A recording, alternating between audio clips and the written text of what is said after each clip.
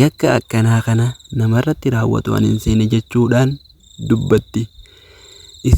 Inni ani jaarsa obboleessa kiyyaa jechuun duraan wanna jechaa ture ammaan tana yoo kan nama dhagahu taate akka inni nagaya buusu akka inni adaba isaa godhatee taa'u ittiin dubbadhaa yoo kan nama dhagahu taate jetti.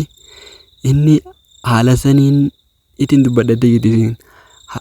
Isii nama ani nama akkuma isaatti nama garagaltee warreen aan jettanillee an nama akkasiitii miti garuu ani waan akkanaa tanan qabu takka araarama dhuguma saniin beekaa jechuudhaan warreen natti hartanillee numa dhiifama naaf godhaadha maal jettee garuu isiin amma if garte fakkaatti karaa dogoggoraa irra deemaa jiraachuus of gartee jirti na fakkaate akka isiin dubbattutti. Garuu ilmi namaa hin beekamu malee rabbummaan uummata keenya kana hundaa walumatti nagaya haa godhu janna kabajamtootaa fi hordoftoota kiyya hangaan viidiyoo biraatiin deebi'u. Assalaamu alaikum warahmatullahi wabarakatuh.